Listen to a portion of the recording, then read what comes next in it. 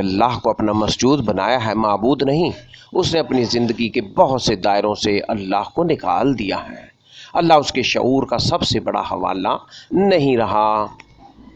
اللہ تعالیٰ کو اپنا معبود بنانے کے لیے قرآن پاک کی اس آیت کے مطابق اپنے پورے وجود کے ساتھ زندگی کے ہر شعبے میں، ہر دائرے میں بندگی اختیار کرنی چاہیے، بندگی اختیار کرنی ہوگی۔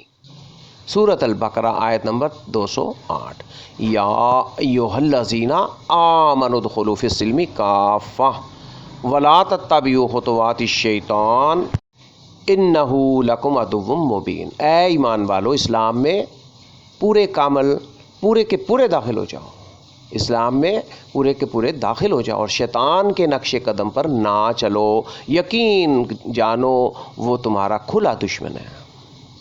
اب ایک سوال پیدا ہوتا ہے کہ انسان تو ابلیس بہکاتا ہے، انسان کو تو ابلیس بہکاتا ہے، لیکن ابلیس کو کس نے بہکایا؟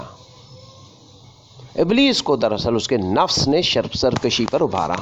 نفس کے اندر نافرمانی کا یہ مادہ استکبار کہلاتا ہے، جو جنوں اور انسانوں دونوں میں موجود ہے، اور فرشتوں میں یہ مادہ نہیں پایا جاتا۔ نفس کے اندر نافرمانی کا یہ مادہ استکبار کہلاتا ہے، جو جنوں اور انسانوں دونوں میں موجود ہے۔ انسانوں کو ایک خطرہ ابلیس یعنی شیطان سے اور اس کے ساتھیوں سے، اور دوسرا خطرہ خود ان کے اپنے نفس سے ہے۔ انسانوں کو دوسرا خطرہ اپنے نفس سے ہے۔ یہی وجہ ہے کہ رمضان میں شیطان کے بند ہونے کے باوجود انسان بہت سے غلط کام انجام دیتا ہے۔ قرآن پاک نے اس مسئلے کی نشاندہی بھی کی ہے اور یہ بتایا ہے کہ انسان اپنی خواہشات نفس کو بھی خدا بنا لیتا ہے۔ سورۃ الفرقان میں آیت نمبر 43 اللہ تعالیٰ نے کیا فرمایا؟ ارأیت من اتخذ الہہ ہواہ افانت تکون علیہ وکیلا۔ بھلا بتاؤ، جس شخص نے اپنا خدا اپنی نفسانی خواہش کو بنا لیا ہو تو اے پیغمبر کیا تم اس کی ذمہ داری لے سکتے ہو؟ سورۃ فاتحہ قرآن کی واحد سورت ہے جس کا حفظ ہر مسلمان پر فرض ہے۔ اس کی 7 آیات کی تلاوت ہر مسلمان پر دن میں کم از کم 17 بار فرض کی گئی ہے۔ یہ 5 نمازوں کی فرض رکعتوں کی کل تعداد ہے۔ اس تلاوت کا ضابطہ اور معیار یہ رکھا گیا ہے کہ اسے حالت وضو میں دن کے 5 مختلف اوقات میں رب کے حضور مؤدب کھڑے ہو کر پیش کیا جانا چاہیے۔ ان آیات کو اپنے شعور کا بنیادی حوالہ اور نفسیاتی کیفیت کی اصولی اساس بنیاد بنائے بغیر ہم بندگی کے تقاضے نہیں نبھا سکتے۔ انہی 7 آیات میں صرف ایک آیت ایسی ہے جس میں ہم اپنے بارے میں ایک بیان دے رہے ہیں، باقی تمام آیات ہمارے اور رب کے تعلق کی بنیادیں تشکیل کرتی ہیں۔ اب یہ بیان کیا ہے جو ہم سے دن میں 17 بار دلوایا جاتا ہے 5 نمازوں کی فرائض میں؟ یہ بیان 17 بار دن میں ہر روز دلوایا جاتا ہے۔ اس میں ایسی کیا خاص بات ہے؟ اس بات کو ساری زندگی کا وظیفہ بنانے کی کیا ضرورت تھی؟ یہ آیت اصل میں عہد نامہ ایمان ہے۔ ایمان لانے کے بعد اصل میں ہم سے بنیادی مطالبہ ہی یہ رہا ہے، یہ مطالبہ کیا گیا ہے دن میں 5 نمازیں فرض ہیں اور دن میں 17 بار اس عہد کی تجدید ہم پر لازم ہے کہ ہم وجود کلی سے اے اللہ تیری غلامی کرتے ہیں اور کسی بھی معاملے میں صرف اور صرف تجھ ہی سے مدد مانگتے ہیں۔ ہم کسی کو اپنے ذہن پر حاوی نہیں ہونے دیتے تاکہ اس غلامی کی روح متاثر نہ ہو، اور کسی سے بھی ایسی توقعات وابستہ نہیں کرتے جس سے بندگی پہ حرف آئے۔ اس آیت میں غور کرنے کی ایک اور بات بھی ہے۔ آیت میں عہد اجتماعی زندگی کا ہے، عہد اجتماعی زندگی کا، اور بیان ہر فرد کا انفرادی۔ ہماری زندگی کی معنویت اس عہد سے وفاداری میں ہی چھپی ہے۔ عبادت کیا ہے؟ حسن آداب غلامی، اور بندگی کیا ہے؟ اسی احساس میں زندگی گزارنا بندگی کہلاتا ہے۔ حضرت ابن عباس رضی اللہ تعالی عنہ نے، جو قرآن کے اولین مفسرین میں شمار ہوتے ہیں، سورۃ کافرون کے بارے میں ایک غیر معمولی تبصرہ کیا ہے۔ آپ رضی اللہ تعالیٰ عنہ فرماتے ہیں کہ قرآن کی یہ صورت ابلیس کو بہت زیادہ غصہ دلانے والی ہے۔ سوچنے کی بات یہ ہے کہ آخر اس صورت میں ایسی کیا بات ہے؟ دراصل اس صورت میں مسلمان سے یہ اعلان کروایا گیا ہے کہ وہ ان خداؤں کی عبادت نہیں کرے گا جن کی منکرین عبادت کرتے ہیں۔ سورۃ الکافرون، قل یا ایھا الکافرون لا اعبد ما تعبدون ولا انتم عابدون ما اعبد ولا انا عابد ما عبدتم ولا انتم عابدون ما اعبد لکم دینکم ولی دین۔ سورۃ الکافرون، قل یا ایھا الکافرون لا اعبد ما تعبدون ولا انتم عابدون ما اعبد ولا انا عابد ما عبدتم ولا انتم عابدون ما اعبد لکم دینکم ولی دین۔ تم کہہ دو کہ اے حق کا انکار کرنے والو، اے کافرو، میں ان چیزوں کی عبادت نہیں کرتا جن کی تم عبادت کرتے ہو، اور تم اس کی عبادت نہیں کرتے جس کی میں عبادت کرتا ہوں، اور نہ میں آئندہ اس کی عبادت کرنے ہی والا ہوں جس کی عبادت تم کرتے ہو، اور نہ تم اس کی عبادت کرنے والے ہو جس کی میں عبادت کرتا ہوں۔ تمہارے لیے تمہارا دین ہے اور میرے لیے میرا دین۔ مولانا روم نے غلام اور مالک کے تعلق کے حوالے سے ایک حکایت بیان کی ہے، ایک اچھی بات یعنی حکایت بیان کی ہے۔ قصہ کچھ یوں ہے کہ ایک غلام کے اخلاص اور وفاداری کے باعث اس کے امیر کو اس سے بہت محبت تھی۔ اس کے سامنے جب بھی کوئی کھانے کی چیز لائی جاتی وہ سب سے پہلے اپنے غلام کو دیتا اور پھر خود کھاتا۔ ایک دن کسی دوست نے بڑا خوش رنگ خربوزہ تحفے میں بھیجا۔ امیر نے اپنے ہاتھ سے ایک کاش کاٹ کر غلام کو دی۔ غلام نے مزے لے کر وہ کاش کھائی۔ امیر نے دوسری کاش کاٹ کر اسے دی۔ غلام نے وہ بھی بڑے شوق سے کھائی۔ پھر اس نے تیسری کاش دی، پھر چوتھی، حتیٰ کہ جب آخری کاش بچ گئی تو امیر نے کہا، معلوم ہوتا ہے کہ یہ خربوزہ بہت شیریں ہے، جی چاہتا ہے کہ یہ آخری کاش خود کھاؤں۔ غلام نے وہ آخری کاش بھی کھانے کی خواہش ظاہر کی، لیکن امیر نے نہ دی اور اپنے منہ میں رکھ لی۔ کاش کا منہ میں رکھنا تھا، اس خربوزے کی پھاڑی کا منہ میں رکھنا تھا کہ سارا منہ حلق تک کڑوا ہو گیا۔ اس نے جلدی سے تھوک کر پانی کی کلیاں کیں۔ دیر تک اس کی کڑواہٹ نہ گئی اور منہ کا مزہ خراب رہا۔ پھر اس نے تعجب کیا، نہایت تعجب سے غلام کو دیکھا اور پوچھا کہ تم نے اتنا کڑوا خربوزہ اتنے شوق، رغبت اور محبت سے کیوں کھایا، اور اپنے چہرے سے بھی اس کے بد ذائقہ ہونے کا احساس تک نہ ہونے دیا؟ تم کوئی بہانہ بھی تو کر سکتے تھے۔ غلام نے جواب دیا کہ میں نے ہمیشہ آپ کے نعمت بخشنے والے ہاتھ سے اتنا اچھا کھایا ہے، صد حیف ہے مجھ پر کہ کڑوا خربوزہ کھا کر نہ شکری کروں یا شکایت سے اپنی زبان آلودہ کروں۔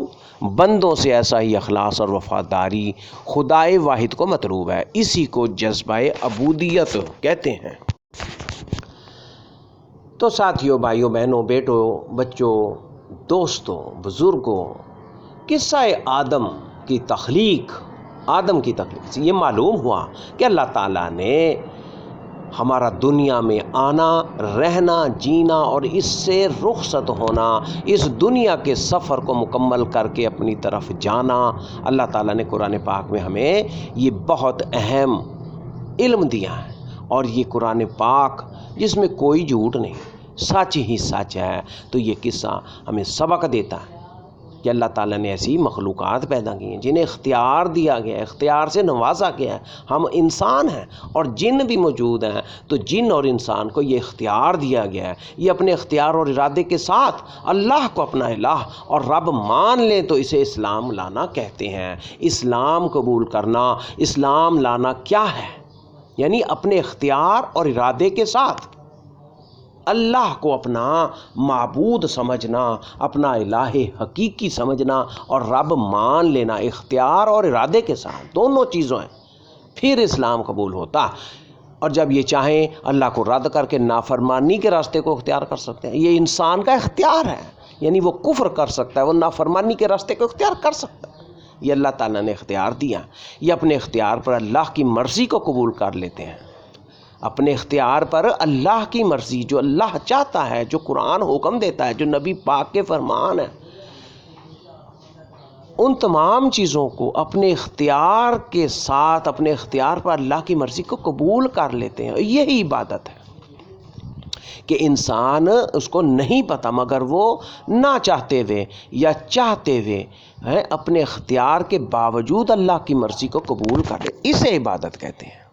اب اس میں بتایا گیا جب اللہ نے فرشتوں اور ابلیس سے آدم کو سجدہ کرنے کو کہا تو فرشتوں نے تو سجدہ کیا کیونکہ وہ اللہ کے حکم کی پیروی کرنے کے پابند ہیں اور وہ نافرمانی نہیں کرتے. ان کو صلاحیت نافرمانی کی نہیں دی گئی.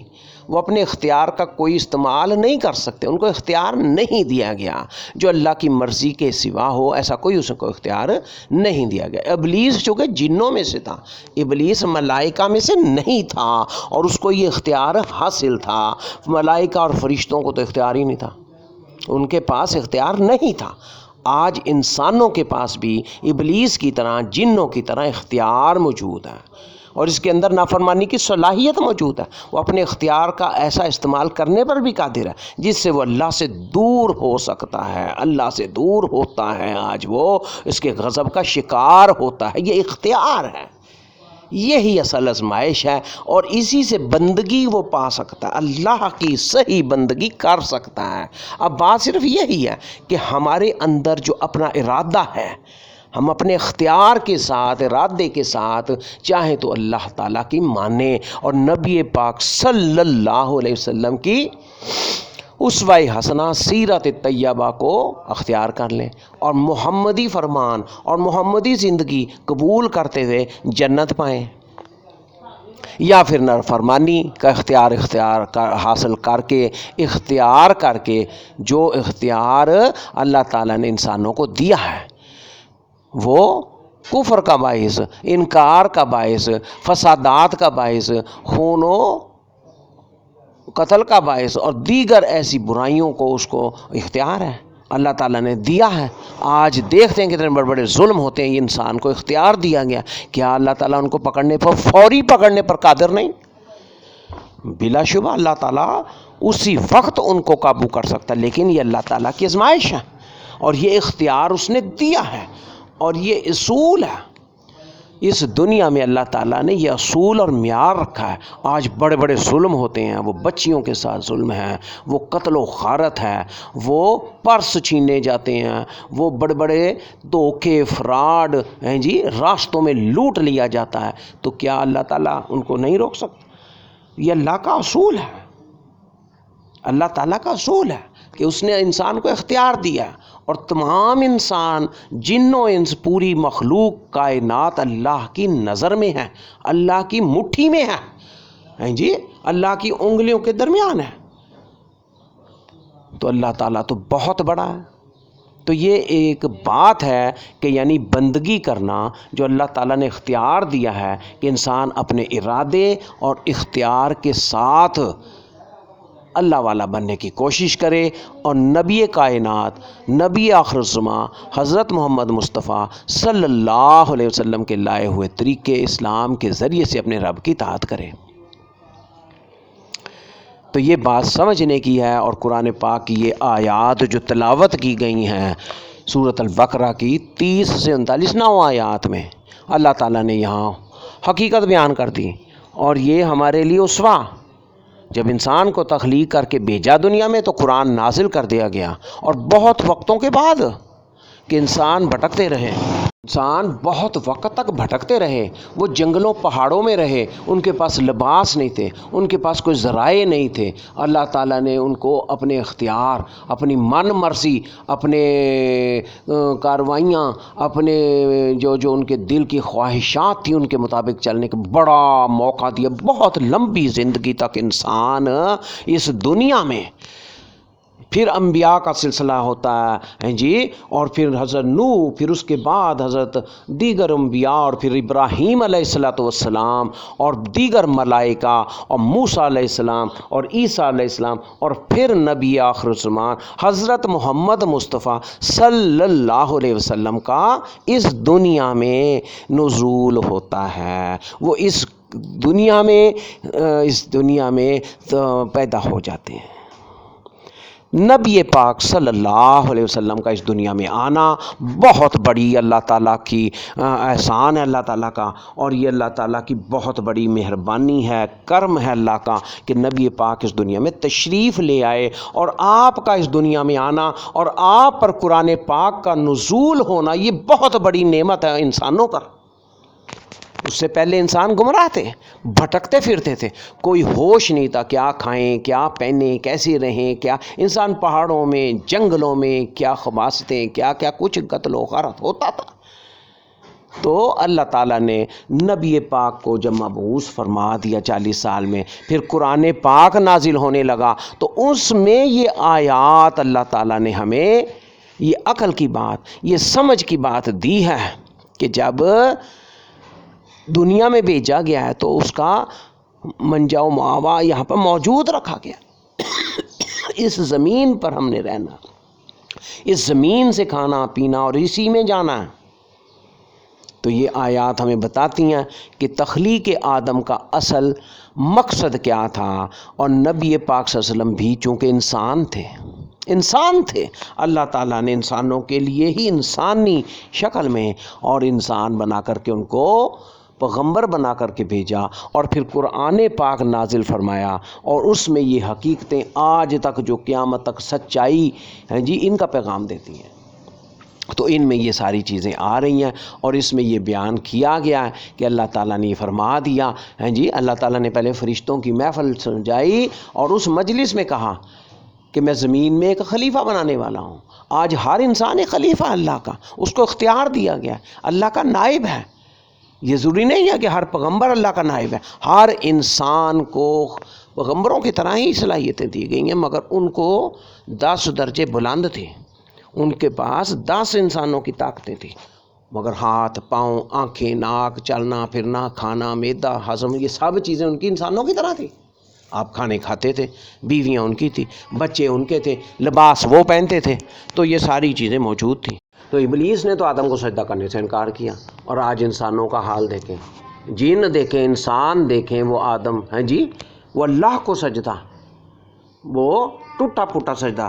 کیا یہ کہ ہم اللہ کے آگے سر بسجود ہوں، قیام کریں، رکوع کریں، اور صحیح بندگی ہیں جی اور انصاف کریں، اور دیگر امور میں بھی، نماز کے علاوہ بھی، تو اپنی عبودیت اللہ کی بندگی کا حق ادا کریں، اور اس اختیار اور ارادے کے ساتھ جو اللہ تعالیٰ نے عطا فرمایا، پھر ہی کامیابی، پھر ہی ہم مسلمان ہو سکتے ہیں، اور پھر ہی ہم اسلام کا دعویٰ اللہ کے حضور جا کے کر سکتے ہیں، وگرنہ ہم جھوٹے قرار نہ پا جائیں ہیں جی، اور اللہ کو ہم کہتے ہیں کہ ہم مسلمان ہیں، اور نمازوں کا حال دیکھیں ہیں جی، اور روزوں کا حال دیکھیں، اور دھوکہ اور فراڈ اور ظلم اور زیادتی اور قتل اور غارت اور کیا کیا چیزیں انسان کو ہیں جی، حقوق ادا نہیں ہو رہے ہیں جی، اور ہم مسلمان ہیں۔ تو یہ سب امتحان کا سودا ہے، یہ ہم امتحان گاہ میں بیٹھے ہیں۔ اب کوئی تعامل ایسا رہ نہیں گیا کہ ہم اللہ کو سجدہ نہ کریں، اللہ کے لیے نماز قائم نہ کریں۔ تو آپ نے اللہ تعالیٰ کے نماز کے بارے میں، ہم آنکھوں کی میری ٹھنڈک ہے نبی پاک صلی اللہ علیہ وسلم نماز کے بارے میں، تو ایمان لانے کے بعد سب سے پہلے اللہ کے آگے جھکنا، نماز قائم کرنا، سجدہ کرنا، قیام کرنا، رکوع کرنا ہے جی، تحیات میں بیٹھنا، دعائیں کرنا، اللہ کو پکارنا، اللہ کی مدد طلب کرنا، یہ ہے نماز، اور اسی میں ہی انسان کو اللہ کی بندگی اختیار کرنی چاہیے۔ انسان کے ایمان کا امتحان لیا جاتا ہے، اور انسان آج بری طرح ناکام ہے اور فیل ہو رہے ہیں، اور وہ کامیابی کی طرف اپنے آپ کو سمجھ رہے ہیں کہ ہم کامیاب ہیں۔ نماز چھوٹ جائے کوئی بات نہیں، اللہ راضی نہ ہو، نافرمانی سے ہم اللہ کو ناراض کر دیں، کوئی بات نہیں سمجھی جاتی۔ آج جو ہے بس دولت و ہوس، نفسی خواہشات میں الجھے لتڑے پڑے ہیں جی، سوتے نہیں، سوتے ہیں تو بے ہنگم اور جاگتے ہیں تو بے ہنگم، اور خرچنے میں اور چیزوں میں اور لباس اور رسوم میں اور یہ ساری چیزوں میں انسان اس قدر ہے کہ اپنے اختیار اور ارادے کے باوجود یہ آج امتحان گاہ میں ہیں، ہمارے پرچے حل ہو رہے ہیں اور ہم فیل ہو رہے ہیں، ناکام ہو رہے ہیں اللہ کے اس امتحان گاہ میں۔ زندگی امتحان گاہ ہے، یہ ہمارا کھانا، یہ ہمارا پینا، ہمارا جینا، ہمارا رہنا، ہمارا سونا، یہ سارا امتحان ہے۔ یہ نہیں کہ میں نماز پڑھی کہ نہیں، نماز بھی امتحان ہے۔ اس زندگی میں یہ ساری امتحان گاہ ہے جی، امتحانی سینٹر ہے۔ جب انسان پیدا ہو جاتا ہے تو اس تک اس کا امتحان شروع نہیں ہوتا۔ بالغ ہونے کے بعد جب وہ اس چیز کو سمجھ لیتا ہے اور یہ پا لیتا ہے کہ میں کس کی طرف سے آیا ہوں اور کس کی طرف مجھے جانا ہے، وہ امتحان گاہ میں ہے۔ آپ نے فرمایا نہیں کہ 7 سال کا بچہ ہو جائے تو اس کو نماز سکھاؤ، اور 7 سے 10 سال کے درمیان اگر نہ پڑھے تو سختی سے نماز جی اللہ کے آگے جھکاؤ، سجدہ کرے، قیام کرے، اللہ کے لیے نماز قائم کرے، اور عبادت اپنے نفس کی نہ کرے، اللہ کی عبادت کرے، جو دل میں آیا وہ کرنا جی، اپنے اختیار اور ارادے کو غلط استعمال کرنا اور پھر سمجھنا ہم بڑے پکے مسلمان۔ تو اس واقعے میں ابلیس نے آدم کو سجدہ کرنے سے انکار کیا تھا۔ اللہ تعالیٰ کے دربار میں جی اللہ تعالیٰ نے جو وہ محفل سجائی تھی، وہ ملائکہ کی، اس میں جن بھی، انسان بھی، سارے موجود تھے، شیطان بھی۔ تو اللہ کے دربار میں اس کی موجودگی سے یہ اندازہ ہوتا ہے کہ اسے اللہ کو سجدہ کرنے میں کوئی تعامل نہیں رہا ہوگا، لیکن اللہ نے اسے سجدے کا حکم دیا، اس کا امتحان لیا جس میں وہ فیل ہو گیا۔ تو بھائیوں، دوستوں، بہنوں، بیٹیوں، بچوں، بزرگوں، ساتھیوں، احباب، مسلمان، دیگر انسان، آج ہم غور کر لیں، یہ سچی باتیں ہیں، یہ پکی ثابت شدہ ہیں کہ وہ سجدہ اللہ کو اور اپنے نفس کو کر رہا ہے کہ کس کو کر رہا ہے۔ آج اگر نماز نہیں پڑھتے ہو تو کلیئر نافرمانی ہے، فیل ہے، اور جو کر رہے ہیں سجدہ جی اور اللہ کو اور عبادت، وہ کس کی کر رہے ہیں؟ وہ اپنے نفس کی عبادت کر رہے ہیں یا اللہ کی عبادت کر رہے ہیں؟ وہ معبودیت کس کی تسلیم کیے ہوئے ہیں؟ وہ بندگی کس کی کر رہے ہیں؟ تو جو دل میں آئے، جو دماغ میں آئے، اس پہ نہیں چلنا۔ آپ نے کیا فرمایا؟ خواہشات نفس کو دبانے کا حکم ہے۔ قرآن پاک یہی بار بار بتایا، اور جیسے ان آیات میں بیان کیا گیا، اتخذوا احبارہم ورہبانہم اربابا من دون اللہ، کہ بھئی احبار کو اور رہبان کو، ان کو رب بنا لینا ہے جی، ان کی چلنا، ان کی ماننا، جو دل میں آئے۔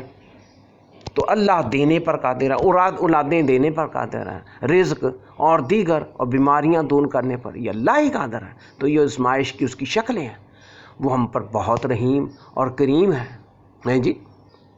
تو آج یہ زندگی میں تمام چیزیں ثابت ہو گئی ہیں، اور یہ عدی بن حاتم رضی اللہ تعالیٰ عنہ، اس واقعے میں آپ دیکھیں حدیث میں تو کیا فرمایا؟ انہوں نے تعجب کیا کہ وہ یہود اور نصارہ کی عبادت تو نہیں کرتے، تو آپ صلی اللہ علیہ وسلم نے ان کو سمجھایا کہ کیا ان کے کیے ہوئے حرام کو وہ حرام سمجھنے نہیں لگے؟ بھئی لوگ کہتے ہیں یہ حرام ہے تو حرام سمجھنا شروع کر دیں۔ حرام صرف اللہ تعالیٰ قرار دیتا۔ آج دیکھو جی، بڑے بڑے ناک ہیں اور بڑا بڑا سلسلہ ہے، اللہ تعالیٰ نے بڑی سہولتیں رکھی ہیں انسان کو زندگی پار کر کے جانا، اس زندگی کے سمندر سے نکلنا۔ اس زندگی کے سمندر میں ہم ڈوبے ہوئے ہیں، گناہوں میں مبتلا ہیں جی۔ تو حلال اور حرام اور نماز علیحدہ چیز ہے، دیکھو جی۔ تو یہ آج زندگی میں غور کیا جانا ہے۔ آج کے مسلمان نے اللہ کو اپنا مسجود بنایا ہے، مسجود، سجدے ہم اللہ کو کر رہے ہیں، نمازیں اللہ کی پڑھتے ہیں، مگر کس کو معبود نہیں سمجھ رہے، بندگی نہیں کر رہے۔ یہ ہمارے فنکشن، یہ ہمارے رسومات، ہمارا رہنا، کھانا پینا، سونا جاگنا، ملنا برتنا، یہ سارا ہے جی، یہ بندگی ہے۔ تو انبیاء کرام آئے اور نبی پاک صلی اللہ علیہ وسلم کے آل رسول دیکھیں ہیں جی، یہ حضرت زینب، یہ حضرت فاطمہ اور دیگر، اور یہ ان کا سارا ہیں جی آل رسول، یہ دیکھیں سارا، یہ سیرت میں بھری ہوئی باتیں، آپ کی بیویاں ازواج مطہرات امہات المومنین حضرت عائشہ ہیں جی، حضرت ختیجہ، یہ ان کے ساتھ رہ کے کہ زندگی انہوں نے پوری کی ہے، 70 سال 80 سال 90 سال جتنے بھی سال، یہ زندگی پوری کرنی، آج ہم نے بھی پوری کرنی ہے۔ کوئی بیماری میں ہے، کوئی کسی چیز میں ہے جی، کوئی ظلم ہے، زیادتی میں ہے، کوئی، یہ زندگی ہے، یہ اللہ تعالیٰ نے ہر انسان جو پیدا کیا اس پہ یہ رکھی ہے، اس پہ یہ زندگی مسلط کیا، تو اس سے وہ کس طرح بچتا ہے، کس طرح اس کو اس امتحان گاہ سے وہ مکمل کر کے کامیاب ہو کے نکلتا ہے یا ناکام ہوتا ہے۔ یہ اللہ تعالیٰ نے فرما دیا ہے، یا ایھا الذین آمنوا ادخلوا فی السلم کافہ ولا تتبعوا خطوات الشیطان انہ لکم عدو مبین۔ اور شیطان کا تذکرہ کر دیا گیا کہ اے ایمان والو، اسلام میں پورے کے پورے داخل ہو جاؤ، بندگی کرو تو اللہ کی، عبادت کرو تو اللہ کی۔ آج مسجود بنایا گیا ہے، ہم سجدے اور جھکتے اللہ کے آگے ہیں، مگر اس کی بندگی یہ ہے معبودیت دینا، اللہ کو معبود سمجھنا، یہ دونوں چیزوں کا الحکم للہ ہے جی، تو یہ کہتے ہیں نا حکم بھی اللہ کا چلنا ہے، تو اللہ کو الہ تو ماننا ہے۔ آج دنیا کے اربوں لوگوں نے تو، لیکن اس میں سے دیکھ لیں کس قدر ہیں جو بندگی کر رہے ہیں، فرما برداری کر رہے ہیں، اور رسول پاک صلی اللہ علیہ وسلم کی سیرت کو اپنائے ہوئے ہیں، اور ہر چیز میں خرچ کرنے میں، اسراف میں، اور ان ساری چیزوں کو بتایا گیا، اور اولادوں کو پالنا، اور یہ شادی اور یہ بیاہ اور یہ دیگر چیزیں، یہ سب امتحان گاہ میں سے نکل کے جا کے اللہ کے آگے پیش ہونا ہے۔ تو اس لیے فرمایا وَلَا تَتَّبِعُوا خُطُوَاتِ الشَّیطان، بے شیطان کے پیچھے نہ چلو۔ شیطان کیا ہے؟ اور دل کے پیچھے لگ جانا، بھائی جو من مرضی ہے۔ آج کچھ بڑا دولت ہے جی، انسان دیکھو کہ آج کہا جاتا بھائی غریب ہے، مگر کہاں خرچ رہے ہیں، کوئی غور نہیں، اور ہزاروں لاکھوں چٹ، اور اس کے بعد پھر غریب کے غریب۔ تو اللہ تعالیٰ کا بہت کرم ہے آج، تو فرمایا وَلَا تَتَّبِعُوا خُطُوَاتِ الشَّیطان، اللہ تعالیٰ فرما رہے ہیں شیطان کے نقش قدم پر نہ چلو۔ کیوں؟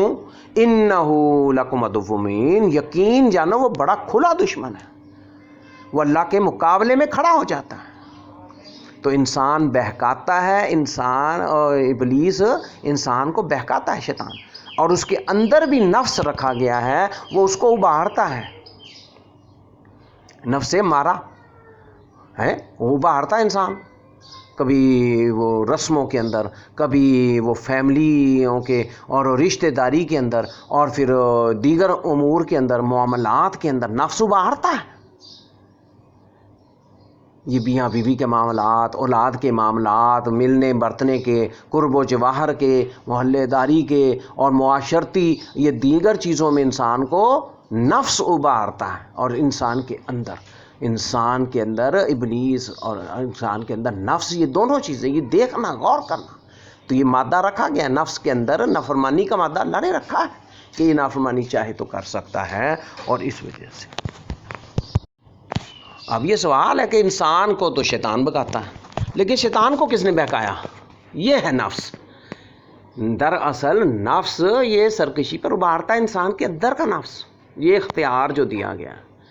تو اگر ہم اللہ سے اس کی بندگی میں آئیں اور شیطان سے بچنے کی کوشش کریں، اعوذ باللہ من الشیطان الرجیم، شیطان سے بچنے کے حکم دیا گیا ہے کہ بھئی اللہ کی اس میں آ جائیں اور بچ جائیں۔ تو یہ بتایا گیا ہے، کیا فرمایا؟ بھلا بتاؤ جو شخص اپنا خدا اپنی نفسانی خواہش کو بنا لیتا ہے، ارأیت من اتخذ الہہ ہوا، ہوا کیا ہے؟ کہ اپنی خواہش کو، اپنے دل کی من مرضی کو، افانت تکون علیہ وکیلا، تو اے پیغمبر کیا تم اس کی ذمہ داری لے سکتے؟ تو ان آیات میں یہ سب غور و فکر ہے۔ اللہ تعالیٰ کا قرآن پاک، یہ عظیم قرآن عظیم، یہ پکار کر آج ہم پڑھتے ہیں، غور کرتے ہیں، مگر عمل سے دور ہیں۔ اس لیے یہ ان آیات کا سبق ہے اور ہمارے لیے یہ نعمت ہے، اور فرمایا گیا ہے کہ نفسانی خواہش سے بچو، اسلام میں پورے کے پورے داخل ہو جاؤ، اور شیطان سے بچو اور اس کے پیچھے چلنے کی کوشش نہ کرو، اور سیرت طیبہ اور نبی پاک صلی اللہ علیہ وسلم کے اسوہ کو اختیار کیا جائے، اور قرآن کو سمجھا جائے، اور زندگی کو آسان بنایا جائے، اور پھر ہم اس زندگی میں اس دنیا کی امتحان گاہ میں کامیاب ہو سکتے ہیں، اور پھر ہماری منزل اللہ کے فضل و کرم سے جنت کی طرف ہوگی، اور رخ ہوگا صراط مستقیم پر ہم گامزن ہو جائیں گے، اور انجام اور منزل جنت ہم پا سکتے ہیں۔ تو اللہ تعالی حامی و ناصر ہو، اللہ تعالی ہمارا حامی و ناصر ہو۔ وہ رحیم و کریم ہے، اس نے یہ ساری چیزیں نازل کرتی ہیں، رسول بھیجے، کتابیں بھیجیں، اور انبیاء کے بعد اور قرآن پاک، وہ یہ قیامت تک رہنا ہے، مگر کسی کے پاس کوئی وقت نہیں ہے جی۔ اور یہ اقرار سارا دن کیا جاتا ہے، ایاک نعبد و ایاک نستعین، اللہ ہم تیرے سے ہی مدد طلب کریں، مگر دیکھو آج کس سے طلب کی جا رہی ہے، آج کیوں مسائل ہیں؟ تو یہ انسان نے غور کرنا ہے۔ اللہ تعالیٰ توفیق عطا فرمائے اور اس امتحان گاہ سے کامیاب کر کے اپنی طرف لے کر کے جائے۔ جو وقت دنیا کا وہ پورا کرنا ہی کرنا ہے، تو اس لیے اللہ تعالیٰ اس میں برکت فرمائے، اور اپنی کریمیت کے صدقے اور اپنی غفاریت کے صدقے اور غفوریت کے صدقے، اور اللہ تعالیٰ غفور ہے، قہار ہے، رحیم ہے، وہاب ہے جی۔